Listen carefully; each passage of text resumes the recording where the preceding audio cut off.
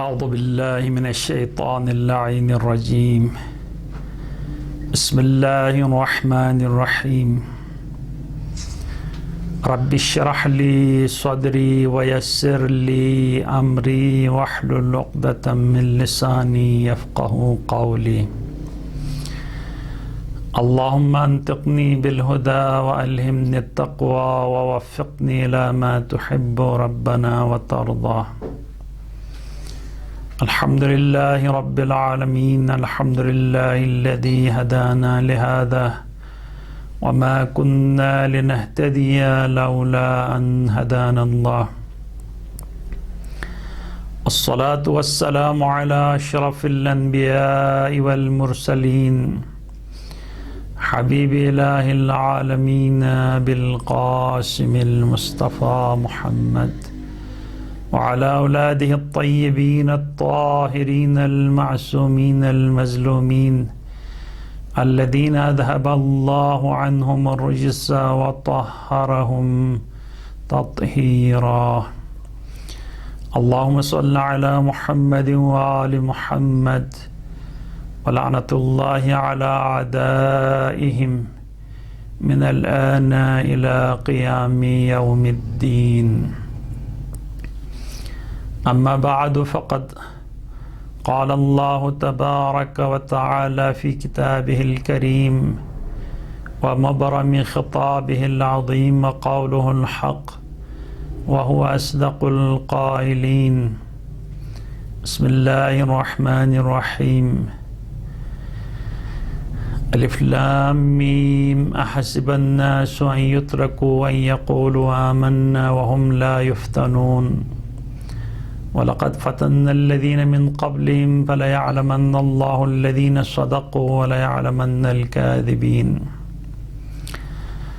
مقصد تخلیق انسان کے موضوع پہ یہ سلسلہ گفتگو شروع ہو چکا ہے، تو اس سلسلے میں کچھ گزارشات بیان ہو چکی ہیں کہ خداوند تبارک و تعالیٰ نے انسان کو بلا وجہ بلا مقصد پیدا نہیں کیا ہے، کسی خاص ہدف اور مقصد کے تحت پیدا کیا ہے، اور خداوند تبارک و تعالیٰ کی ہدف اور مقصد خلقت کو جاننے کے لیے جب ہم کلام الہی کی طرف رجوع کرتے ہیں تو وہاں پہ کہیں پہ اللہ پاک نے حدیث قدسی میں ارشاد فرمایا، میں چھپا ہوا خزانہ تھا، میں نے چاہا کہ میں پہچانوایا جاؤں، لہٰذا میں نے مخلوقات کی تخلیق کی تاکہ میں پہچانا جاؤں. یہ ایک حدیث قدسی. دوسری حدیث قدسی میں اللہ پاک کا فرمان ہے، خلقت الاشیاء لأجلکم وخلقتکم لأجلی. اے انسان، دنیا میں انسان کے علاوہ جو کچھ ہے وہ ہم نے انسان کی خاطر پیدا کیا ہے اور انسان کو ہم اپنی خاطر پیدا کیے ہیں. پروردگارہ، ہم سے آپ کیا چاہتے ہیں؟ ہم آپ کی کیا مدد اور خدمت کر سکتے ہیں؟ تو خداوند تبارک و تعالی قرآن مجید میں ارشاد فرماتے ہیں، وَمَا خَلَقْتُ الْجِنَّ وَالْإِنسَ إِلَّا لِيَعْبُدُونَ. میں نے انسانوں اور جنوں کو صرف اپنی عبادت کے واسطے پیدا کیا ہے. کہیں پہ فرماتا ہے، یا ایھا الذین آمنوا ان تنصروا اللہ ینصرکم. اے صاحبان ایمان، اگر تم میری مدد کرو گے تو پھر میں بھی تمہاری مدد کروں گا. وَيُثَبِّتْ أَقْدَامَكُمْ. ہر میدان میں آپ کو ثابت قدم رکھوں گا. فَاذْكُرُونِي أَذْكُرْكُمْ. تم میرے ذکر کرو، میں تمہاری ذکر کروں گا. وَلَئِن شَكَرْتُمْ لَأَزِيدَنَّكُمْ وَلَئِن كَفَرْتُمْ إِنَّ عَذَابِي لَشَدِيدٌ. اگر تم میری نعمتوں کی شکریہ بجا لاؤ گے تو میں اضافہ کروں گا نعمتوں میں، اور اگر کفر اختیار کرو گے، انکار کرو گے، ناشکری کا ثبوت دو گے تو پھر میں بھی بہت سختی کرنے والا ہوں، عذاب دینے والا ہوں. تو عبادت کے گفتگو میں کچھ تفصیلات بیان ہوئی، اور کہیں پہ خداوند تبارک و تعالی انسان کی خلقت کا مقصد اس طرح بیان کرتا ہے کہ میں چاہتا ہوں، میں نے انسان کی موت اور حیات کو خلق کیا لیبلوکم ایکم احسن عملا، یہ جاننے کے لیے کہ میرا بندوں میں سے کون سا بندہ سب سے بہترین عمل بجا لاتا ہے۔ بس انسان کی آزمائش اچھے اعمال کے لیے، خدا جانچنے کے لیے ان کے بندوں میں سے کون سا بندہ دنیا میں سب سے اچھا عمل بجا لاتا ہے۔ مجھے اکثر و بیشتر یہ ذہن میں بوجھ پڑتا ہے کہ خداوند تبارک و تعالیٰ نے قرآن مجید میں بھی ارشاد فرمایا ہے، اگر رب چاہے تو پوری دنیا ایمان لائے گی اور پھر کوئی بھی غلطی خطا انسان اپنی مرضی سے انجام نہیں دے سکتا ہے، لیکن خداوند تبارک و تعالیٰ نے اس کے باوجود کہ وہ اپنے بندوں کی اصلاح کر سکتا ہے، اپنے بندوں کو ایمان لانے پہ مجبور کر سکتا ہے، لیکن دنیا میں خداوند تبارک و تعالیٰ کی رحم، حلم، بردباری، رحمانیت، رحیمیت، ارحم الراحمین ہونے سے لوگ اتنا سوء استفادہ کرتے ہیں کہ گویا خداوند تبارک و تعالیٰ نے انہیں آزاد چھوڑ دیا ہے، محمل چھوڑ دیا ہے، کوئی کنٹرول خدا کے پاس ان کی نہیں ہے۔ اور واقعاً بہت تعجب کی بات ہے، ایک حاکم مطلق جو قہار بھی ہے، جبار بھی ہے، منتقم بھی ہے، اور رحمان بھی ہے، رحیم بھی ہے، ان سب کے باوجود انسان صرف ایک نگاہ سے دیکھتے ہیں، خدا کی رحمت کی طرف دیکھتا ہے، خدا کی غضب کی طرف نہیں دیکھتا۔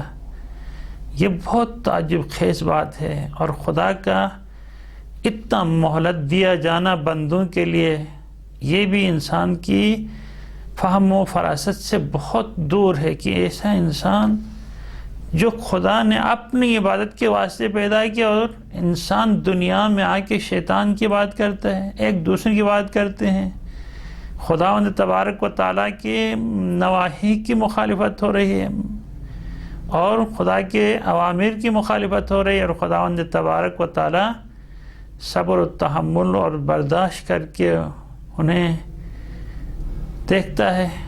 یہ سب کیوں ہے؟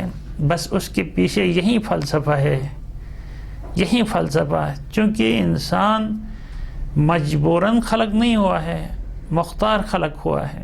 مختار یعنی انسان جو بھی کرے اپنی اختیار سے کرے۔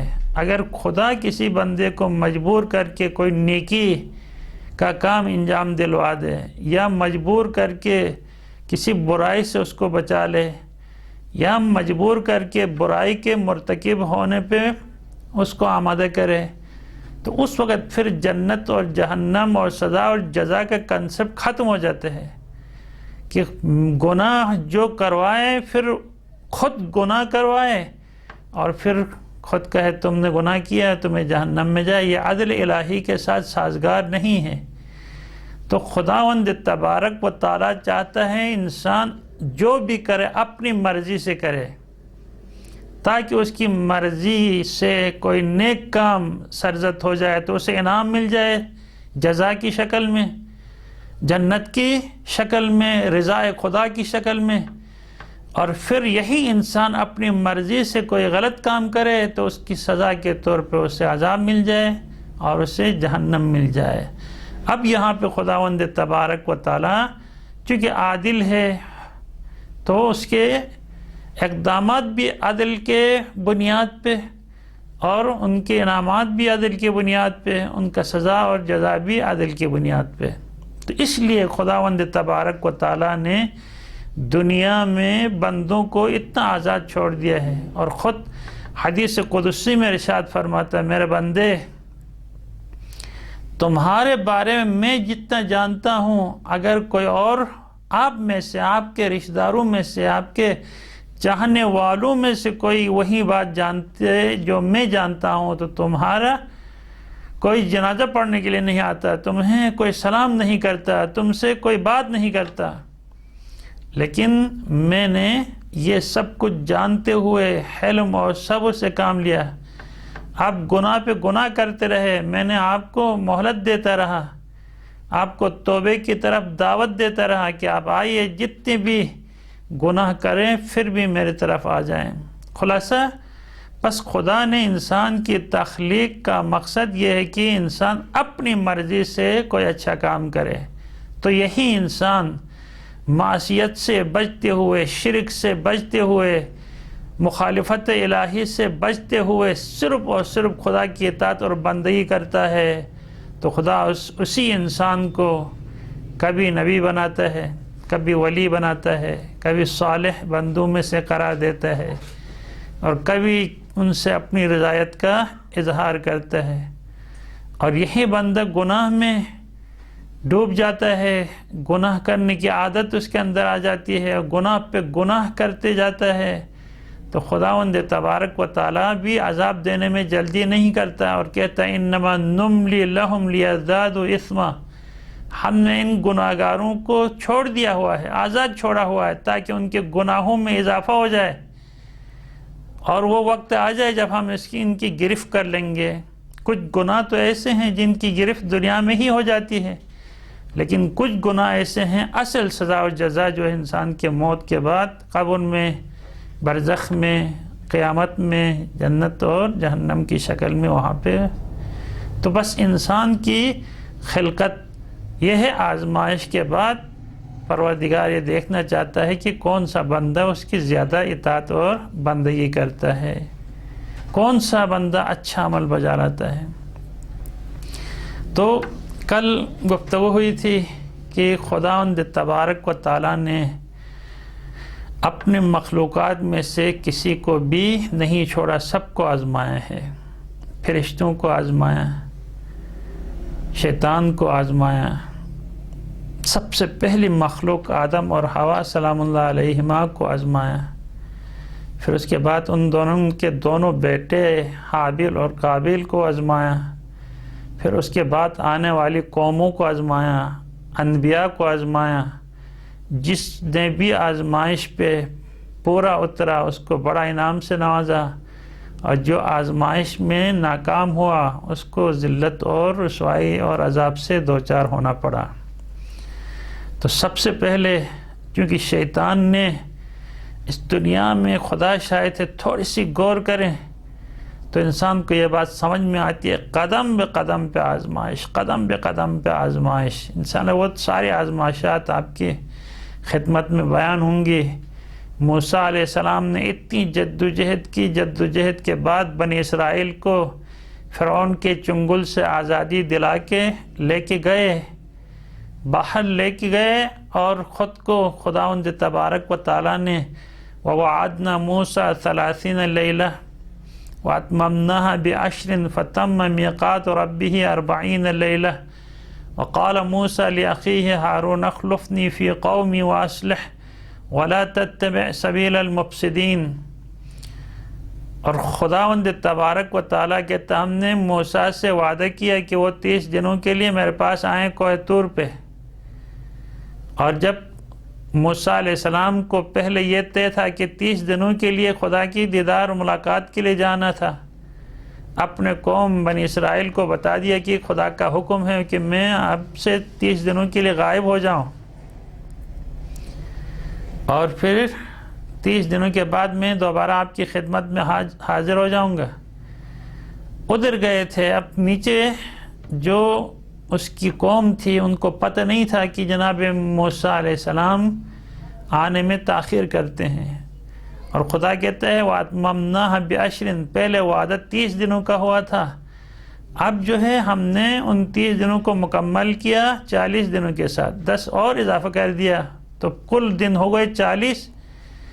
اب 10 دن تاخیر ہوئی، 10 دن تاخیر ہوئی، تو نتیجے میں اس قوم کے اندر ایک پڑھا لکھا بہت ہی خدا رسیدہ بندہ تھا، بہت غیر معمولی صلاحیت کا بندہ تھا، بہت زیادہ عبادت گزار اور متقی پرہیزگار بندہ تھا جس کا نام سامری تھا۔ اس سامری کے ذریعے سے موسیٰ علیہ السلام کی قوم کی آزمائش ہوئی، اور سامری نے چونکہ بنی اسرائیل جب مصر سے نکل رہے تھے تو اپنے ساتھ بہت سارے زیورات لے کے آئے تھے، اپنے زیورات قبطیوں کے زیورات، چونکہ قبطی سب دریائے نیل میں غرق ہوئے تھے، وہ آئے تھے لے کے، اور اسی سامری نے ان تمام جواہرات سے انہوں نے ایک بچھڑا بنا دیا، جو ہنر اس کو معلوم تھی، اور بچھڑا بنانے کے بعد ایک مٹی جو اس نے اپنے پاس محفوظ کیا ہوا تھا اور مٹی لا کے اس کے منہ میں ڈال دیا، تو یہ بچھڑا ہاتھوں کا بنایا ہوا بچھڑا بولنے لگا۔ تو لوگوں نے تعجب کیا، یہ کیسے ممکن ہے، یہ کون ہے جو اس طرح بولتا ہے، بچھڑا جو ہاتھوں کا بنایا ہوا زیورات سے۔ پھر وہاں پہ سامری نے گمراہ کر دیا قوم کو، یہ ھذا الہک و الہ موسیٰ و ہارون، یہ آپ کا پروردگار جس کی بات ہو رہی تھی، موسیٰ جس کی طرف آپ کو دعوت دے رہے تھے، وہ پروردگار یہی ہے، نعوذ باللہ من ذالک، یہ پروردگار یہی ہے۔ اب وہاں پہ پیغمبر کی قوم بٹ گئی۔ باس نے کہا صحیح کہہ رہا ہے، خدا ہو تو ایسے ہو جو نظر آئے، جس کو ہم دیکھ سکیں، اور جو حضرت ہارون علیہ السلام تھے، جس کو موسیٰ علیہ السلام نے اپنا جانشین چھوڑ کے گئے تھے، اس نے کہا نہیں نہیں، یہ خدا نہیں ہے، یہ آپ کے ساتھ دھوکہ ہوا ہے، فراڈ ہوا ہے، خبردار، اللہ پاک اس سے اجل و ارفع ہے کہ ہم اپنے ہاتھوں سے اس کو بنائیں، اس کو دیکھیں اپنے ہاتھوں سے۔ نہیں، اس کی کسی نے نہیں سنی، بلکہ اسے مارنے کی دھمکی دی گئی، اور پوری قوم گمراہ ہوئی، مرتد ہوئی، گوسالہ پرست ہو گئی، بچھڑا پرست ہو گئی۔ آزمائش ہوئی نا اس موسیٰ علیہ السلام کے ساتھ، انہوں نے سختی سے ساتھ دیا، اپنے گھر بار چھوڑ دیے، اپنے حکمران کے ساتھ لڑے، مقابلہ کیا، اور انہوں نے اس آزمائش میں تو پوری بے جگری کے ساتھ پیغمبر خدا کے ساتھ دیا، وطن چھوڑ دیا، مہاجرت کی زندگی اختیار کر دی، لیکن اب جب آسائش میں پہنچ گئے تو اب ان کی آزمائش شروع ہوئی سامری کے ذریعے سے، نتیجے میں پوری قوم گمراہ ہوئی۔ اب اس گمراہی کے بعد جب موسیٰ علیہ السلام اپنے قوم کے پاس آنے کے بعد دیکھا قوم جو ہے گمراہ ہو چکی ہے، بت پرست ہو چکی ہے، سب سے پہلے غصے میں آ کے یہ درس ہے ہمارے لیے، تمام انسانوں کے لیے، تمام دیندار بندوں کے لیے، خدا کے بندوں کے لیے اس سے واضح کوئی درس نہیں ہے۔ آتے ہیں، آنے کے بعد قرآن کہتا ہے موسیٰ علیہ السلام نے اپنے بھائی کے داڑھی کو پکڑا، بالوں کو پکڑ کے جھنجھوڑتے ہوئے کہا، بھائی تم نے کیا کیا میری قوم کے ساتھ، میری قوم کو اس طرح فرقہ پرست بنا دیا، میری قوم کو گمراہ کرتے ہوئے آپ نے خاموشی اختیار کی۔ کہا بھیا آپ میری داڑھی کو نہ پکڑ لیں، یہ لوگ ہماری مذمت کریں گے، ہمارے اوپر ہنسیں گے، لیکن میں نے بہت کوشش کی ان قوم کو بچانے کے لیے گمراہی سے، لیکن کسی نے کوئی مجھے نہیں سنا، مجھے خود تکلیف دینے اور مشکلات میں ڈالنے کی اس چکر میں تھے، میں کچھ نہیں کر سکا۔ پھر سامری کی طرف مخاطب ہوئے، سامری تم نے کیا کیا، تم نے کیسے میری قوم کو گمراہ کر دیا، یہ کس نے تمہیں یہ سکھایا تھا؟ کہا کہ میرے نفس نے مجھے اس طرح ورگلایا، میرے نفس نے مجھے اس طرح ورگلایا۔ کہا یہ بچھڑے کے بولنے کی آپ نے ہنر کہاں سے سیکھی؟ کہا میں نے وہ چیز دیکھی جو لوگ نہیں دیکھ سکتے تھے۔ جب جبرائیل آتے تھے آپ سے ملنے کے لیے تو اس کے پاؤں کے نیچے جہاں وہ پاؤں رکھتے تھے، یا اس کی سواری جہاں پہ پاؤں رکھتی تھی اس کے نیچے کی مٹی حرکت میں آ جاتی تھی، تو میں اس مٹی کو اٹھا چکا تھا اور وہی مٹی اس کے منہ میں ڈال دیا۔ تو یہ اس مٹی کا اثر ہے جس نے اس بچھڑے کو بولنے کا مجبور کیا۔ اب نتیجہ یہ ہوا پوری قوم ایمان لانے کے بعد مرتد ہوئی، پوری قوم گمراہ ہوئی۔ اسی طرح تمام انبیاء کے ساتھ، جب انبیاء کے ساتھ قومیں ساتھ دیتی ہیں جب وہ آسائش کے ایام ختم ہو جاتے ہیں، آزمائش شروع ہو جاتی ہے، تو وہاں پہ پھر معلوم ہو جاتا ہے کہ کون واقعاً دل کے ساتھ دینے والے ہیں، دل سے ساتھ نہ دینے والے ہیں۔ اسی لیے ہمارے انبیاء جتنے ہیں صاحب شریعت، خصوصاً روایت کے اندر موجود ہے کہ حضرت موسیٰ علیہ السلام کی امت 71 فرقوں میں بٹ گئی اس کے بعد، حالانکہ اس کا جانشین موجود تھا۔ جناب عیسیٰ علیہ السلام کی قوم ملت 72 فرقوں میں بٹ گئی، جبکہ اس کا جانشین بھی موجود تھا۔ ہمارے نبی کی امت بھی 73 فرقوں میں بٹ گئی، جبکہ اس کا جانشین بھی موجود تھا۔ آج تک وہ جانشینی کا مسئلہ حل نہیں ہوا ہے، فرقے کوئی تعریف کرتے ہیں، کوئی تنقیص کرتے ہیں۔ یہ آزمائشات انسان کی زندگی کا حصہ ہیں، لیکن ان آزمائشات میں انسان کو پورا اترنا ہے۔ نہیں اتریں گے تو پھر اس صورت میں انسان کی اپنی خسارہ اور نقصان ہے۔ ان آزمائشات میں سے شیطان کی آزمائش ہوئی کہ میں جب فَإِذَا سَوَّيْتُهُ وَنَفَخْتُ فِيهِ مِنْ رُوحِي فَقَعُوا لَهُ سَاجِدِينَ، میں جب آدم کا ڈھانچہ مکمل کروں گا اور جب میں اپنا روح اس کے اندر پھونکوں گا، جب وہ انسان کامل بن جائے تو پھر اس صورت میں آپ سب کے سب سجدے میں گرنا۔ تو وہاں پہ سب کے سب لوگ سجدے میں گرے سوائے شیطان کے۔ اس شیطان نے سجدے کرنے سے انکار کر دیا۔ تو خداوند تبارک و تعالیٰ نے اس سے پوچھا، شیطان تو نے میرے حکم کی خلاف ورزی کی، جو حکم میں نے دیا تھا اس کی خلاف ورزی کی، آپ نے کیوں آدم کو سجدہ نہیں کیا؟ تو وہاں پہ وہ بات جس بات میں ہم سب انوالو ہیں، کہا انا خیر منہ، میں اس سے بہتر ہوں، میں اس سے بہتر ہوں۔ کہا کیسے تم اس سے بہتر ہوئے؟ خلقتنی من نار و خلقتہ من طین، پروردگار تو نے مجھے آگ سے پیدا کیا، اس کو مٹی سے پیدا کیا ہے، یقیناً آگ مٹی سے بہتر ہے، لہٰذا میں اس سے بہتر ہوں۔ اپنی طرف سے قیاس بناتے ہیں۔ کس نے کہا تھا کہ آگ مٹی سے بہتر ہے؟ جس نے شیطان کی نفس نے اسے ورگلایا، آزمائش میں ناکام ہوئے۔ اب یہ سجدے کرنے پہ آزمائش صرف شیطان کی نہیں ہوئی ہے، تمام بنی نوع انسان کی آزمائش ہے کہ وہ اپنے رب کے لیے سجدہ کریں۔ لیکن اب سجدہ شیطان ایک سجدہ نہ کرنے کی وجہ سے جنت سے راندے گئے ہیں، اور دنیا میں مسلمان سجدے کیے بغیر، نماز پڑھے بغیر جنت میں جائیں۔ اگر سجدے کیے بغیر جنت میں جائیں گے اور شیطان سجدہ نہ کرنے کی وجہ سے جنت سے نکالا گیا ہے، تو کل اس شیطان کو یہ موقع ملے گا کہ پروردگارہ تو نظام عادل چلاتا ہے، تمہارے فیصلے عدالت پہ مبنی ہوتے ہیں، تو یہ کیسا عدل ہے کہ میں ایک سجدہ نہ کروں مجھے جنت سے نکال دیا جائے؟ یہ بنی آدم ہزاروں سجدے نہ کریں، وہ سب کے سب جنت میں جائیں۔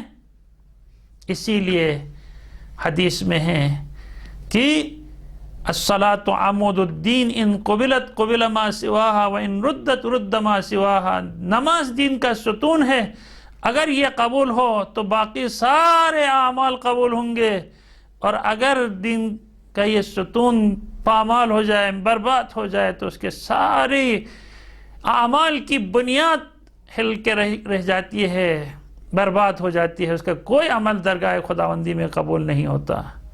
لہٰذا شیطان نے ہمیں سب سے آسان عمل نماز سے روکا ہوا ہے۔ سب سے آسان عمل خدا نے اتنا آسان کر دیا نماز کو، 24 گھنٹوں میں سے 17 منٹ اللہ نے اپنے لیے چاہا ہے۔ 24 گھنٹوں میں سے 17 منٹ، 17 رکعت، اور 17 رکعت میں 34 سجدے، ہر رکعت میں 2 سجدے خدا نے دن میں 24 گھنٹوں میں خدا نے 24 سجدے ہم سے چاہے ہیں، اور اس کے لیے ہم تیار نہیں ہیں، بہانے تراشتے ہیں، کپڑے نجس ہوئے ہیں، سستی ہوئی ہے، کام ہے، بدن نجس ہے، بیماری ہے۔ یہ صرف اور صرف آزمائش ہے، جس آزمائش میں ہم پورا نہیں اتر رہے ہیں۔ من ترک الصلاۃ متعمدا فقد کفر، جس نے عمدن نماز ترک کی اس نے کفر اختیار کیا۔ اس سوال پیدا ہو سکتا ہے کہ انسان نماز نہ پڑھے اور جنت میں جائے؟ یہ محالات میں سے ہے جنت۔ کفر اور ایمان کے درمیان فاصلہ ہی نماز سے ہے۔ نماز پڑھنے والا مسلمان، نماز نہ پڑھنے والا کافر۔ ہم سارے مسلمان میں سے اکثر اسی نماز ہی کی آزمائش میں ہم پھیلے ہیں، اسی نماز کی آزمائش میں ہم پھیلے ہیں۔ اور نماز، وہ نماز جس کے بارے میں خدا نے کہا اور حدیث میں ہے لا تترک الصلاۃ بأی حال، کسی حال میں نماز چھوڑنے کی اجازت نہیں ہے، کسی حال میں۔ اور خدا کہتا ہے اقیموا الصلاۃ ولا تکونوا من المشرکین، نماز پڑھو، مشرک مت بنو۔ یہ مشرکوں کا کام ہے نماز نہ پڑھنا۔ آپ مسلمان، آپ بنی آدم، میرے اوپر ایمان لانے والے، میری شریعت، میرے نبی کی شریعت ماننے والے نماز نہ پڑھیں۔ یہ کیسی آزمائش پہ آپ ناکام ہو رہے ہیں؟ اور سب سے آسان آزمائش، اب سب سے آسان، آپ روزہ، سال میں 12 مہینے ہیں اور 12 مہینوں میں سے خدا نے ایک مہینے میں ہمیں آزمایا ہے۔ ایک مہینے میں بھی بھوک اور پیاس کے ذریعے سے ہمیں آزمایا ہے خدا۔ صرف ایک وقت ہے، صبح آذان فجر سے لے کے آذان مغرب تک، ایک وقت یہ کھانا نہ کھا کے آپ میرے امتحان، میرے پاس امتحان دو۔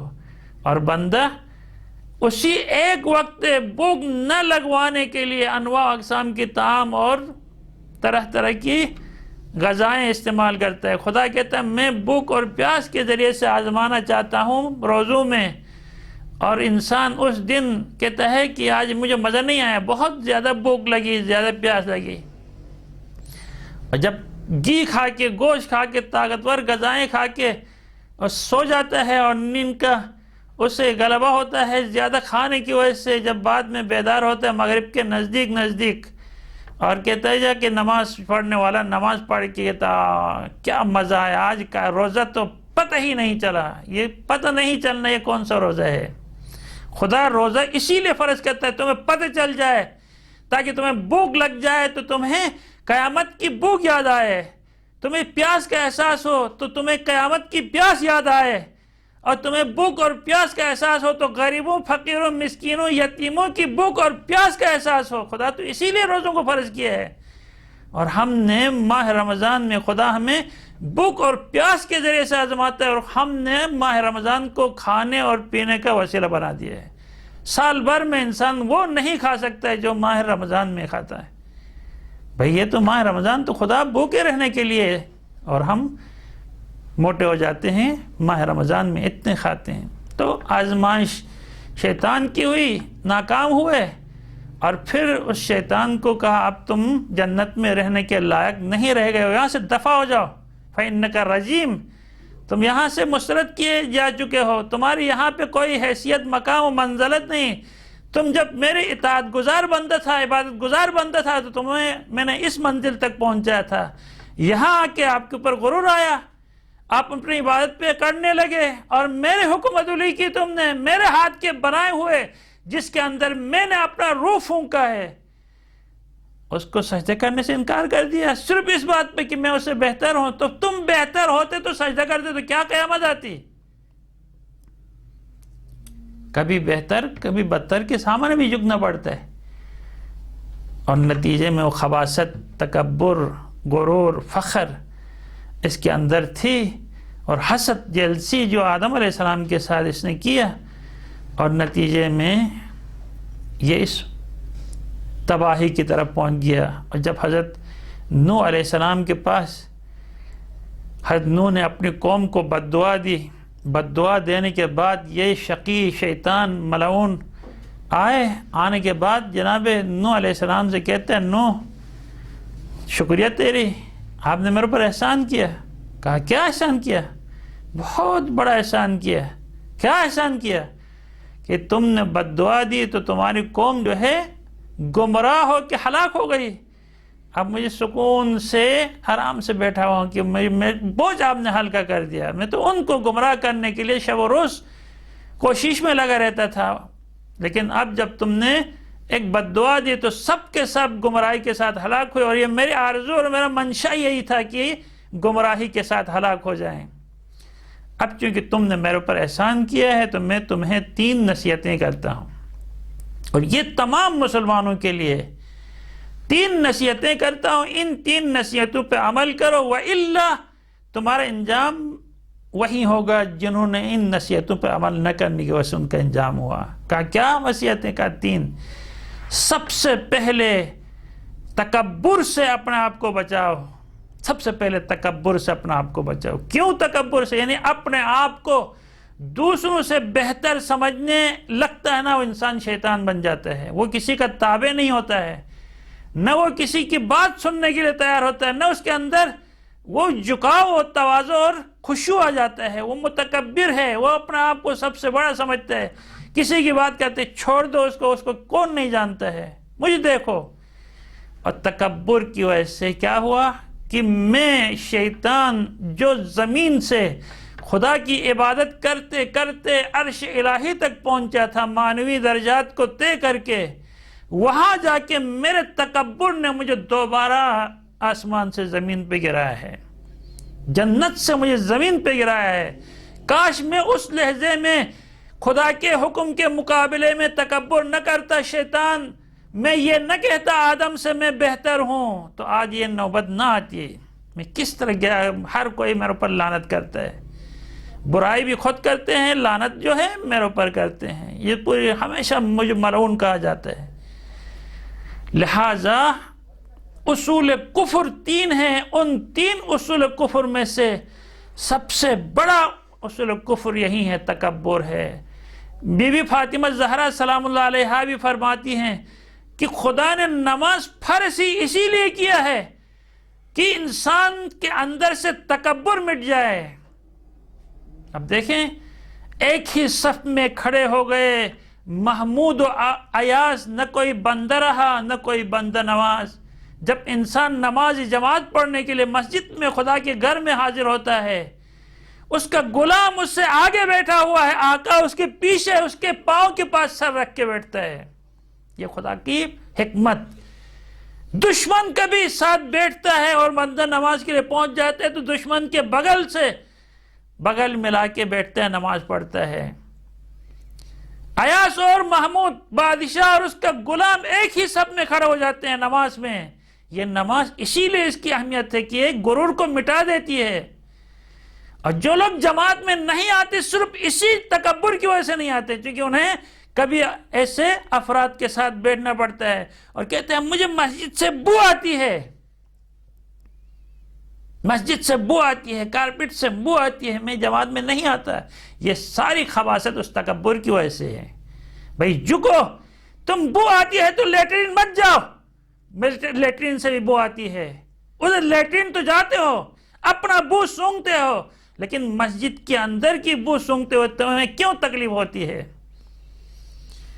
یہ تکبر ہے تمہارے اندر، اور نماز تکبر کو مٹا دیتی ہے۔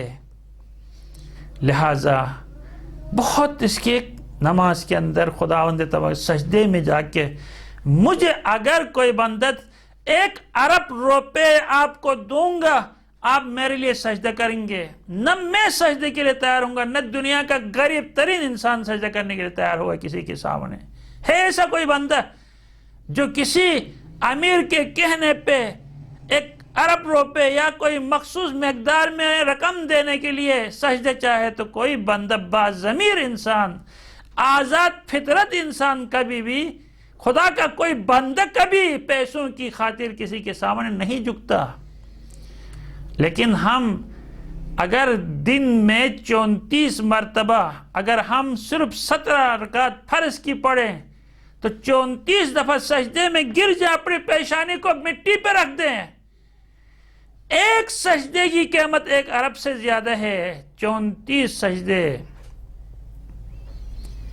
اور پھر جو بندہ 51 رکعت، جو مومن کی علامت ہے 51 رکعت نماز پڑھنے کی، وہ 102 سجدے دن میں بجا رہتا ہے۔ خدا کے پاس کتنا مقام ہے اس بندے کا، جس کی قیمت 1 سجدے کی جنت ہے۔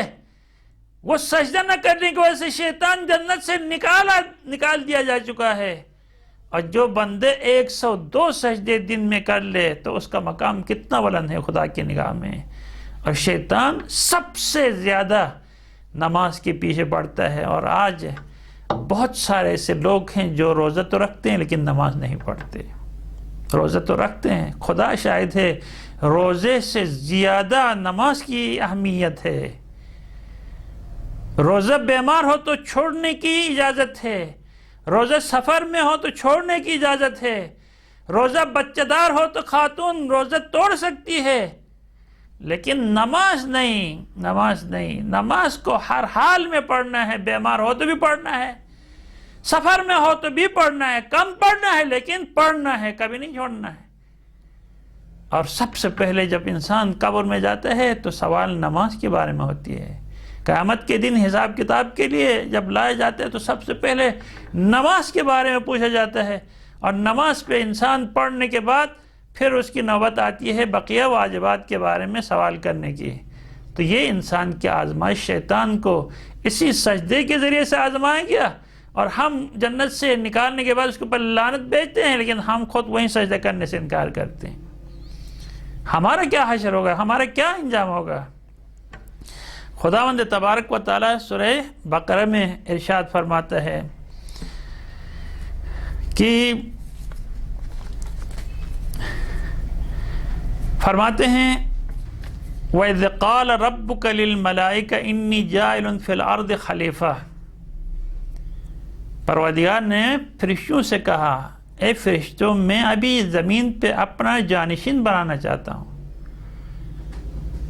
تو فرشتوں نے کہا قالوا اتجعل فیہا من یفسد ویسفک الدماء، پروردگار دنیا میں آپ ایسے بندے کو خلیفہ بنانا چاہتے ہو جو دنیا میں فساد پھیلائے گا، یسفک الدماء، خون بہائے گا، ایسے بندے کو؟ فرشتوں، تمہیں کہاں سے پتہ چلا کہ آدم جو ہے کہ نسل فساد برپا کرے گی، خون بہائیں گے؟ جو آج شاید دیکھیں بنی آدم کو کاٹتا ہے، انسان کو جانوروں کی طرف ذبح کرتا ہے، مسلک ایک نہ ہونے کی وجہ سے، غیرت کے نام پہ، اور کبھی دنیاوی مفادات کی خاطر، کبھی اگلے والے پوسٹ تک پہنچنے کے لیے انسان اپنے آفیسر کو راستے سے ہٹانے کے لیے اس کے لیے کبھی زہر دیتا ہے، کبھی تمہار تعویذ ٹوٹکے جادو سحر کر لیتا ہے، کبھی اس کی شکایتیں کر لیتا ہے، اس کو در بدر کرتا ہے صرف اس مقام کو خالی کرنے کے لیے۔ اب یہ سارے انسان ہیں، فرشتوں تمہیں کیسے پتہ چلا کہ بنی آدم دنیا میں فساد پھیلانے والے ہیں؟ یہ فساد یعنی لڑنا جھگڑنا فساد کا ایک حصہ ہے، اقتصادی فساد، کرپشن فساد، ملاوٹ فساد، کم فروشی فساد، اور گٹھیا چیز کو مہنگے داموں فروخت کرنا فساد، سستی چیزوں کو مہنگی کر کے بیچنا فساد، یہ بہت سارے اقتصادی فساد ہے، جنسی فساد، اور فتنے کی شکل میں فساد، بہت سارے فسادات، یہ سب کے سب بنی آدم کرتا ہے۔ جانوروں سے کوئی فساد نہیں ہے کیونکہ انہیں مکلف نہیں ہے۔ تو میں پوچھتا ہوں پروردگارا، ان کو کہاں سے پتہ چلا کہ بنی آدم فساد پھیلانے والا؟ ابھی تو آدم خلق نہیں ہوا ہے، خدا نے کہا میں خلق کرنا چاہتا ہوں۔ وہ تو فرشتوں نے کہا نہیں پروردگار، ایسا کام مت کریں۔ وَنَحْنُ نُسَبِّحُ بِحَمْدِكَ وَنُقَدِّسُ لَكَ، پروردگار آپ اس آدم کو دنیا میں بنانا چاہتے ہیں اپنا جانشین عبادت کے واسطے، جس طرح خود پیغمبر خدا کا وہ فرمان ہے کہ میں نے جن و انس کو عبادت کے واسطے پیدا کیا۔ بھائی پروردگار، ہم آپ کی حمد کے ساتھ تسبیح کرنے کے لیے تیار ہیں، ہم آپ کی تقدیس، آپ کی سربلندی بیان کرنے کی، آپ کی قدوسیت کو بیان کرنے کے لیے تیار ہیں، آپ آدم کو خلق نہ کریں۔ قال انی اعلم ما لا تعلمون، خدا نے کہا کہ تم نہیں جانتے ہو، بیٹھو آرام سے، میں جانتا ہوں کہ آدم کو کیوں خلق کرنا چاہتا ہوں۔ پیغمبر خدا کی وہ حدیث ہے، ایک دفعہ پیغمبر خدا نے اپنے اصحاب سے کہا میرا دل کرتا ہے میں اپنے بھائیوں کو دیکھوں، اصحاب نے کہا یا رسول اللہ کیا ہم آپ کے بھائی نہیں ہیں؟ کہا نہیں، آپ میرے اصحاب ہیں، میرے اصحاب ہیں۔ کہا یا رسول اللہ پھر آپ کے بھائی کون ہیں؟ فرمایا میرے بھائی وہ ہیں جو ایک ایسے زمانے میں آئیں گے جس زمانے میں ان کے پاس نہ کوئی نبی ہوگا، نہ کوئی تبلیغ کرنے والا ہوگا، نہ کوئی معجزہ ہوگا، لیکن اس زمانے میں آئیں گے آپ سے کئی سو سال بعد، لیکن وہ اس طریقے سے میرے اوپر خدا پر ایمان لائے ہوں گے جس طرح آپ ایمان لے کے آتے ہیں، عمل کرتے ہیں۔ اور یاد رکھنا جب میرے ایسے بھائی جو آنے والے زمانے میں ہوں گے تو میرا ایک بھائی کا عمل جو آپ کی طرح بجا لاتا ہے، آپ کے 50 مل کے جو عمل بجا لاتے ہیں وہ میرے بھائی کا ایک بھائی کا عمل برابر ہے آپ کے 50 کے۔ کیوں؟ کہا کہ آپ نے نبی کو دیکھا ہے، آپ نے معجزے دیکھے ہیں، آپ نے وحی آتے ہوئے دیکھا ہے، لیکن آج واقعاً یہ ہم مسلمان جو ہم اور ہمارے نبی کے درمیان 1400 سال کا فاصلے کے بعد ہم وہی نماز پڑھیں جو نماز صحابہ پڑھتے تھے، ہم وہی روزہ رکھیں جو صحابہ روزہ رکھتے تھے، ہم وہی احسار و قربانی کے نمونے پیش کریں جو احسار و قربانی کے نمونے صحابہ پیش کیا کرتے تھے، ہم اس طریقے سے راہ خدا میں جہاد اصغر کریں جس طریقے سے اصحاب جہاد اصغر کیا کرتے تھے، ہم اس طریقے سے خدا کے راہ پہ جہاد اکبر کریں جو جہاد اکبر اصحاب کیا کرتے تھے۔ خدا شاہد ہے 50 اصحاب کا عمل اور ہمارا ایک عمل برابر ہے۔ 50 اصحاب مل کے جو عمل کریں گے، ہم آج وہی عمل ایک بندہ کریں گے تو 50 اصحاب کے عمل کا برابر ہمیں اجر و ثواب ملتا ہے۔ اسی طریقے سے فرشتے جو خدا کی عبادت کرنے کے لیے مجبور ہیں، پابند ہیں، ان کے علاوہ ان کے پاس کوئی چارہ نہیں ہے، ہم اور فرشتوں کے درمیان حدیث میں ہے اگر ایک بندہ نماز پڑھنے کے لیے کسی جگہ پہ کھڑا ہو جاتا ہے، آذان اور اقامہ کے ساتھ نماز شروع کرتا ہے تو 2 فرشتوں کی صفیں اس کے پیچھے نماز کے لیے کھڑی ہوتی ہیں، ایک کنارہ مشرق میں اور دوسرا کنارہ مغرب میں، اتنے لمبی صفیں اس کے پیچھے کھڑی ہو جاتی ہیں آذان و اقامہ کے ساتھ اگر کوئی بندہ نماز پڑھنا شروع کرے۔ اب وہ فرشتے تو خدا نے ہماری خدمت کے لیے، تو ہم ان فرشتوں سے افضل ہیں۔ خدا کہتا ہے میں جانتا ہوں آپ نہیں جانتے، اور اسی لیے خدا وقتاً فوقتاً بنی آدم سے کوئی کارنامہ انجام پاتے ہوئے دیکھتا ہے تو فرشتوں کے اوپر فخر و مباحات کرتا ہے، دیکھو فرشتوں میرے اس بندے کو دیکھو، جس بندے کے اوپر میں نے یہ کام فرض نہیں کیا ہے وہ فرض کی طرح انجام دیتا ہے۔ جب حضرت پیغمبر کے بستر پہ مولا کائنات وہاں پہ رات پیغمبر کے کہنے پہ شب ہجرت ان کے بستر پہ بیتوتا کیا تو وہاں پہ خداوند تبارک و تعالی جلال میں آئے، وجد میں آئے، علی علیہ السلام کا یہ کارنامہ اپنے آپ کو اپنے نبی کے اوپر قربان کرنے کے لیے اس کے بستر پہ سوتے ہیں، نہ معلوم کس وقت اس کی جان کا خاتمہ ہو جائے، نہ معلوم جان کا خاتمہ ہو جائے، لیکن اس کے باوجود پیغمبر سے کہتا ہے کہ یا رسول اللہ میرے آپ کے بستر پہ سونے سے کیا آپ کی جان بچ جائے گی؟ کہا ہاں آپ میرے بستر پہ سوئیں گے تو میری جان بچ جائے گی۔ کہا پھر مجھے کوئی پرواہ نہیں آپ کے بستر پہ سوتے ہوئے۔ اسی لمحے میں خداوند تبارک و تعالیٰ نے آسمانی فرشتوں سے کہا اے فرشتوں، آپ میں سے جن کی دوستی مشہور ہو آپس میں ایک دوسروں کو چاہنے والے 2 فرشتے میرے پاس حاضر کر دیے جائیں۔ جس طرح انسانوں کے آپس میں دوستی کی مثالیں ملتی ہیں، بہت آخر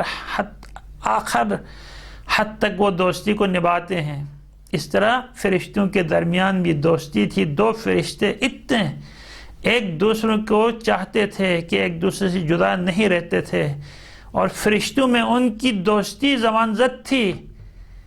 ایک دفعہ خدا نے انہیں بلانے کے بعد کہا، اے فرشتو، تمہاری دوستی مشہور ہے ملائکہ کے درمیان، اب میں چاہتا ہوں آپ میں سے ایک کی جان لے لوں، ایک کو زندہ رکھوں، اختیار آپ کو ہے، آپ میں سے کون اپنی جان اپنے دوست بھائی کے اوپر قربان کرنا چاہتے ہیں؟ تو ہر دوست دوسرے کی طرف دیکھتا ہے، اور ہر ایک فرشتہ خدا سے کہتا ہے پروردگارہ میں زندہ رہنا چاہتا ہوں، پروردگارہ میں زندہ رہنا چاہتا ہوں۔ ایک بھائی دوسرے بھائی کے اوپر فدا ہونے کے لیے تیار نہیں، کہا دیکھو فرشتوں، میرے ان دو بھائیوں کو دیکھو، پیغمبر اور علی، یہ دو بھائی ہیں، ان کو دیکھو، ایک بھائی اپنی جان کو فدا کر رہا ہے دوسرے بھائی کو بچانے کے لیے۔ اسی لیے میں نے بنی آدم کو خلق کیا، میں نے اسی لیے آدم کو خلق کیا تاکہ ایسے کارنامے انجام پائیں جو کارنامے آپ فرشتے نورانی مخلوق ہونے کے باوجود ایسے نمونے آپ پیش نہیں کر سکتے ہیں۔ اب خداوند تبارک و تعالیٰ نے اس طریقے سے آزمایا تو شیطان نے کہا خبردار تکبر مت کرنا، تکبر کی وجہ سے میں آسمان سے زمین پہ گرا ہوں، اور یہ خدا کا دستور ہے، خدا کا نظام ہے، جو بھی تکبر کرے گا وہ ہمیشہ ذلیل ہوگا، رسوا ہوگا۔ اور تکبر وہ بلا ہے جس کے دل میں رائے کے دانے کے برابر تکبر ہوگا، وہ کبھی جنت کی بو نہیں سونگھ سکتا ہے۔ ہمارے معاشرے کی تمام تر خرابیوں کا مرکز اور منبع یہی تکبر ہے۔ گھر میں ہم کام نہیں کرتے اس کی وجہ تکبر، اپنے سے چھوٹوں کو سلام نہیں کرتے اس کی وجہ ایک تکبر، چھوٹوں کے اوپر حکم چلاتے بھائی پانی پلاؤ، بھائی پانی پلانا بہت زیادہ اجر و ثواب ہے، تم بھی تو کبھی پانی پلاؤ کسی کو، کیوں یہ ثواب دوسروں کو ہی دیتے ہو؟ سلام کرنے میں پہل کرنے والے کو 99 درجے ثواب، اور جواب دینے والے کے لیے ایک، جبکہ جواب دینا واجب ہے، کیوں آپ سلام کرنے میں پہل نہیں کرتے ہو؟ ہمیشہ آپ کی خواہش رہتی ہے کہ آپ کو سلام کیا جائے، آپ کس کی شریعت کو فالو کرتے ہیں؟ ہمارے نبی کی شریعت، اس نے تو یہ بتایا ہمیں، اس کی سنت ہمیں یہ ملی، اس کی سیرت طیبہ سے ہمیں یہ ملا ہے کہ ہمارے نبی کبھی بھی کسی کو سلام کرنے کا موقع نہیں دیتے تھے، چاہے چھوٹا ہو چاہے بڑا ہو۔ ہمارا نبی سب کو سلام کرے اور ہم سلام کی انتظار میں بیٹھ جائیں، اور کوئی سلام نہ کرے تو گلہ کرے، اس کے خلاف پروپیگنڈا کرے، وہ کتنا سلام بھی نہیں کرتا، تم کون ہو تمہیں سلام کرے کوئی؟ تم بھی تو کبھی سلام کرو۔ یہ چونکہ تمہارے اندر تکبر ہے، اسی لیے آفیسران، اسی لیے والدین، اسی لیے اساتذہ، اسی لیے بڑے صاحب مقامات، یہ افراد کے اندر یہ تکبر ہوتا ہے، اور جس کی وجہ سے یہ ہمیشہ دوسروں کے اوپر احکامات جاری کرتے ہیں، وہ کام جو خود بھی کر سکتے ہیں وہ بھی دوسروں سے کروانے کے لیے مصر ہو جاتے ہیں، اور اتنی فضیلت سے محروم ہو جاتے ہیں۔ خبردار، شیطان نے کہا ہے تکبر کرنا والا انسان ذلیل ہو جاتا ہے، رسوا ہو جاتا ہے جنت سے، تکبر کے ذریعے سے نکال دیا جاتا ہے، تو اب تکبر کر کے کوئی دوبارہ جنت نہیں پہنچ سکتا ہے۔ دوسری بات، آپ کو بچنا ہے کس سے؟ لالچ سے بچنا ہے۔ لالچ کو برا ہے، آج ہمارے معاشرے میں لالچ تباہی کا ایک وجہ، معاشرے کی گٹھیا پن، معاشرے کی تباہی، معاشرے میں چاپلوسی، اور معاشرے کے اندر وہ حرکات و سکنات، اکثر و بیشتر گناہوں کی وجہ یہی طمع و لالچ ہے۔ بھائی تمہاری تنخواہ حکومت نے مقرر کیا ہوا ہے نا، اتنا مقرر کیا ہوا جس کی ذریعے سے آپ کی ضرورت پوری ہو۔ گورنمنٹ نے ہر ملازم کے لیے اس کی سٹیٹس کو دیکھ کے، اس کی حیثیت کو دیکھ کے اس کے لیے تنخواہ مقرر کی ہے۔ اب تم کبھی کمیشن کے نام پہ، کبھی چوری کے نام پہ، کبھی پھر ٹی کے نام پہ، کبھی کس نام پہ، کبھی کس نام کے، دونوں ہاتھ سے جو لوٹتے نا، یہ تمہارے اندر وہ طمع اور لالچ ہے۔ آپ کے گھر میں کھانے پینے کی اشیاء موجود ہے، غریبوں کے فنڈ پہ ہاتھ دراز کرتے ہو. آپ کے گھر والوں کے پاس، آپ کے رشتہ داروں کے پاس کھانے پینے کے لیے موجود ہے. غریب فقیر تنگ دست وہ ہیں جن تک کوئی نہیں پہنچ پاتا ہے. آپ ان کی مال کو بھی لا کے اپنے تم اور لالچ میں کہ میری نسل کھائے، میرے رشتہ دار کھائیں، یہ تم اور لالچ ہے. اس لیے کہ خداوند تبارک و تعالیٰ نے آدم اور حوا سلام اللہ علیہما سے کہا کہ تم اس جنت کے اندر رہو. وَإِذْ قُلْنَا لِلْمَلَائِكَةِ اسْجُدُوا لِآدَمَ فَسَجَدُوا إِلَّا إِبْلِيسَ أَبَى وَاسْتَكْبَرَ وَكَانَ مِنَ الْغَافِلِينَ. ہم نے جب فرشتیوں سے کہا، اب جب ہم نے آدم بنا چکے ہیں، روح پھونک چکے ہیں، تو اب تم لوگ اس کے لیے سجدہ کر لو. تو فسجدوا، سب ملائکہ نے سجدہ کیا، الا ابلیس، سوائے ابلیس کے. ابلیس نے تکبر کیا، وکان من الکافرین، اور انکار کرنے والوں میں سے کافر بن گیا. اب آدم اور حوا سے حسد کر کے، تکبر کی وجہ سے آدم اور حوا جنت میں رہ گئے، شیطان جنت سے نکال دیے گئے. اب خدا کہتا ہے وَقُلْنَا یا آدم، ہم نے آدم سے کہا اسکن انت وزوجک الجنہ. اے آدم، اب یہ شیطان تو یہاں سے نکال دیا جا چکا ہے کیونکہ اس نے تکبر کیا، حکم عدولی کی. اب تم دونوں جو ہے نا، آپ اور آپ کی بیوی جنت کے اندر رہو. وَقُلَا مِنْهَا رَغَدًا حَيْثُ شِئْتُمَا، جو چاہتے ہو نا، جتنا چاہتے ہو کھاؤ. اس جنت کے اندر سے جو چاہتے ہو، جنت یعنی وہ چیز ہوتا ہے، وہ جگہ، وہ مقام جس کے اندر سب کچھ ہوتا ہے. وَلَكُمْ مَا فِيهِ وَلَكُمْ فِيهَا مَا تَشْتَهِي أَنفُسُكُمْ وَتَلَذُّ أَعْيُنُكُمْ. جنت کے اندر ہر وہ چیز ہے جس چیز کے آپ اشتہا رکھتے ہیں، شوق رکھتے ہیں، خواہش رکھتے ہیں، وہ صرف خواہش ارادہ کریں، وہ جنت کے اندر موجود ہے. شئتما، آدم اور حوا، تم جو چاہتے ہو، جتنا چاہتے ہو کھاؤ. صرف کیا کرنا ہے؟ وَلَا تَقْرَبَا هَذِهِ الشَّجَرَةَ، اس درخت کے پاس مت جانا، صرف اس درخت کے پاس مت جانا. فَتَكُونَا مِنَ الظَّالِمِينَ، اگر اس درخت کے پاس گئے تو پھر تم ظالم بن جاؤ گے، اور پھر تم یہاں نہیں رہ سکے. جو ظالم کی جگہ نہیں ہے جنت. جنت عادل کی جگہ ہے، خدا کا اطاعت گزار اور مطیع بندوں کی جگہ ہے، نہ کہ ظالمین کی جگہ ہے. فَتَكُونَا مِنَ الظَّالِمِينَ، خبردار. ابھی یہاں پہ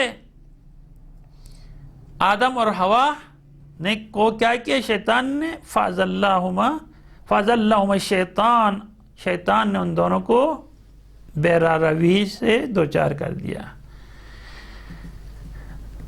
اور شیطان نے اسے دور کر دیا جنت سے. فَأَخْرَجَهُمَا مِمَّا كَانَ فِيهِ، جو حیثیت تھی جنت کے اندر، اس حیثیت سے انہیں گرا دیا. اب گرانے کے بعد خدا کہتا ہے شیطان، تم نے سجدہ نہ کرنے کی وجہ سے جنت میں رہنے کے لائق نہیں رہے تھے.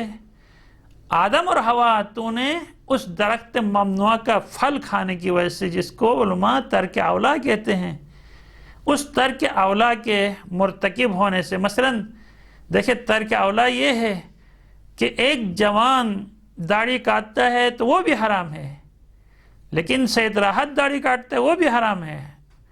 جوان کوئی داڑھی کاٹے تو اس سے کوئی کچھ نہیں کہے گا، لیکن آگاہ داڑھی کاٹے گا، پھر اس ساری دنیا، پوری دنیا میں پھیل جائے گی.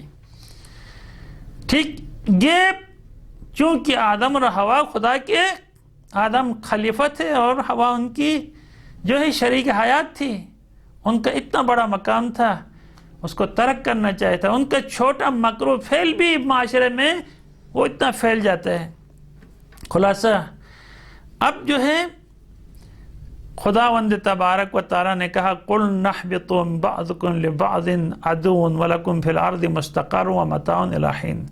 اب تم لوگ جنت میں رہنے کے لائق نہیں رہ گئے ہو، سب کے سب یہاں سے نکل جاؤ اور تم جنت میں جاؤ. دنیا میں وہاں پہ تمہیں ایک عرصے تک رہنا ہوگا، اور پھر اس کے بعد تمہارا فیصلہ ہوگا کہ اس کے بعد تمہیں جنت میں جانا ہے یا نہیں جانا ہے. فوراً انہیں اپنی غلطی کا احساس ہوا، کہا ربنا ظلمنا انفسنا وَإِن لَمْ تَغْفِرْ لَنَا وَتَرْحَمْنَا لَنَكُونَنَّ مِنَ الْخَاسِرِينَ۔ پروردگار ہم سے غلطی ہو گئی، ہم نے اپنے پر ظلم کیا آپ کی حکومت ولی کر کے، اب ہم جب اپنے اوپر ظلم کر چکے ہیں، اگر تم ہمارے پر رحم نہیں کرو گے تو پھر ہم کیا ہوں گے؟ خسارہ اٹھانے والوں میں سے ہو جائیں گے۔ اب یہ ایک دعوت فکر دیتا ہوں تمام سننے والے اور دیکھنے والوں کو، جس جنت کے اندر شیطان رہ رہا تھا، جس جنت کے اندر آدم اور حوا رہ رہے تھے، انہوں نے، شیطان نے ایک واجب کو ترک کر دیا، سجدے کو، جس کی وجہ سے جنت سے نکال دیا گیا، اور آدم اور حوا نے ایک ترک اولا جو اس شجرہ ممنوعہ سے کھانے کی، خدا کی حکم کی مخالفت کی، نتیجے میں وہ جنت سے نکال دیے گئے۔ اب سوچو اپنے بارے میں، اے بنی آدم تو کیا کر رہا ہے؟ دن میں کتنے اوامر کو چھوڑ رہے ہو، کتنے منہیات کے مرتکب ہو رہے ہو؟ اس بارے میں سوچو اپنے بارے میں۔ خدا کا معاملہ سب بندگان کے ساتھ ایک جیسا معاملہ ہے، چاہے وہ شیطان ہو، چاہے وہ آدم اور حوا ہو، چاہے وہ بنی آدم ہو۔ انشاءاللہ یہ آیتیں بعد میں بیان ہوں گی۔ بہت یہاں پہ جناب آدم علیہ السلام اور حوا سلام اللہ علیہما کی آزمائش ہوئی، اور دونوں کے دونوں آزمائش میں ناکام، اور نتیجے میں جنت سے نکال دیے گئے۔ کس وجہ سے؟ اس لالچ کی وجہ سے۔ بھئی اتنا سارا کھا رہا ہے، عیاشی کر رہا ہے، اور پھر اس درخت کے پاس جانے کی ضرورت کیا ہے؟ شیطان نے ورگلایا، بھئی شیطان تو ورگلاتا ہے، اس کا کام ورگلانا ہے۔ لیکن دنیا میں اسی طرح آپ اپنے حلال کمائی پہ گزارا کریں، لالچ نہیں کریں گے نا، آپ کے بہت سارے مسائل حل ہوں گے۔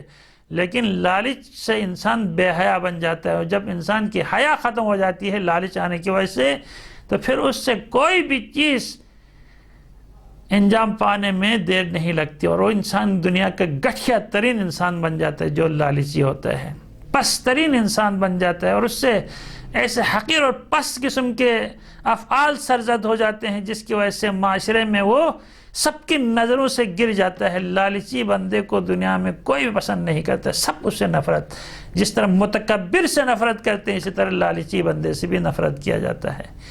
تیسری بات شیطان نے کہا کہ نو حسد سے بچو۔ حسد ایمان کو ایسے کھا جاتا ہے جس طریقے سے آگ خشک لکڑی کو کھا جاتا ہے۔ اور دیکھو آدم کے دو بیٹے تھے، انشاءاللہ کل اس کے بارے میں گفتگو کروں گا۔ آدم کے دو بیٹے تھے، ان دو بیٹوں میں سے خدا نے ان کو آزمایا قربانی کے ذریعے سے، کہا تم دونوں اپنی قربانی پیش کرو میری درگاہ میں۔ ایک کھیتی باڑی کرتے تھے، دوسرے غلہ بانی کرتے تھے، دونوں نے اپنی محصولات میں سے لا کے قربان گاہ میں قربانی پیش کیا، تو خدا نے حابل کی قربانی قبول کی، قابل کی قربانی مسترد کیا، اور پھر صرف بھائی کی قربانی قبول ہونے پہ دوسرے بھائی کو حسد ہوا، اور نتیجے میں ایک بھائی نے دوسرے بھائی کو قتل کر دیا حسد کی وجہ سے، اور قتل کر دیا تو خدا نے کہا کہ من احیا من قتل نفسا بغیر نفس او فساد فی الارض فکانما قتل الناس جميعا، بغیر کسی وجہ کے کسی بندے کو قتل کر دیا جاتا ہے تو اس کی سزا اتنی ہے کہ اس نے پوری انسانیت کو قتل کر دیا۔ آدم علیہ السلام سے لے کے آج تک جتنی انسانیت دنیا میں زندہ ہے یا وفات ہو چکی ہیں، وہ سب کے سب حضرت آدم علیہ السلام کی ایک بیٹے کی نسل ہے۔ اگر وہ بیٹا جو مقتول ہوا ہے اس کی نسل بھی چلتی تو اتنی اور تعداد ہوتی جو آج دنیا میں ہے۔ اب اس نے اس بھائی کو قتل کر کے کیا کیا؟ پوری انسانیت کو قتل کیا۔ اب یہاں پہ دنیا میں اکثر و بیشتر لڑائی جھگڑے اور فتنہ فساد اور خون خرابے کی اکثر و بیشتر وجہ حسد، یہ تمہار تعویذ کرنا، یہ ٹوٹ کے جادو کرنا، اور یہ پروپیگنڈا کرنا، یہ دوسروں کو گرانے کی کوشش کرنا۔ جس کے دل میں حسد ہو تو وہاں پہ خدا نہیں آتا، اس دل میں، اس نجس دل میں خدا نہیں آتا، نہ اس میں خوف خدا آتا ہے، اور وہ حسد میں جل جاتا ہے، اور الحسود لا یسود، اور حسد کرنے والے کو کبھی فائدہ بھی نہیں ملتا، وہ ہمیشہ جلتا رہتا ہے دنیا میں ہی، اس کے منہ سے ہی اندر سے آگ نکلتی ہے۔ جب وہ حسد کا سلسلہ شروع کرتا ہے تو آگ بھڑکانا شروع کر دیتا ہے۔ تو شیطان نے یہ 3 انتہائی اہم باتیں نوح علیہ السلام کو بتا کے ہمیں یہ پیغام دیا ہے، ان 3 کاموں کے ہوتے ہوئے انسان مسلمان نہیں مرتا، تکبر میں انسان مسلمان نہیں مرتا، اور لالچ کرتے ہوئے انسان مسلمان نہیں مرتا، حسد کرتے ہوئے انسان مسلمان نہیں مرتا۔ یہ تینوں کفر کی بنیادیں ہیں، یہیں سے کفر چھلکتا ہے، ان 3 کاموں سے۔ تو انشاءاللہ خداوند تبارک و تعالیٰ کی درگاہ میں دعا گو ہوں کہ پروردگار عالم ہمیں ان تینوں لعنتوں سے ہمیشہ پاک اور مبرہ رکھے، اور ہمیں تکبر کرنے سے، حسد کرنے سے، لالچ کرنے سے محفوظ رکھے، اور ہمیں اپنی اطاعت اور بندگی، تواضع، انکساری، پیار و محبت اور سخاوت کا اظہار کرنے کی ہمیں پروردگار توفیق عطا فرما۔ ہمارے گزشتہ گناہان صغیرہ کبیرہ کی بخشش فرما، آئندہ ہمیں صحیح معنوں میں اپنی اطاعت اور بندگی کرنے کی توفیق عطا فرما۔ پروردگار اس ماہ رمضان کا یہ دوسرا عشرہ بھی آدھا ہو چکا ہے، ہمیں معلوم نہیں ہے ابھی تک ہم بخشوائے گئے ہیں یا نہیں۔ پروردگارہ ہمیں ابھی اس باقی ایام میں اپنے آپ کو بخشوانے کی توفیق عطا فرما۔ ہمارے مرحومین کی مغفرت فرما، ہمارے شہداء، قائد، شہید اور ان کے باوفا شہداء ساتھیوں کو شہداء کربلا کے ساتھ محشور فرما۔ وآخر الدعوانا الحمدللہ رب العالمین، وصلی اللہ علی محمد وآلہ الطاہرین، اللہم صلی اللہ علی محمد۔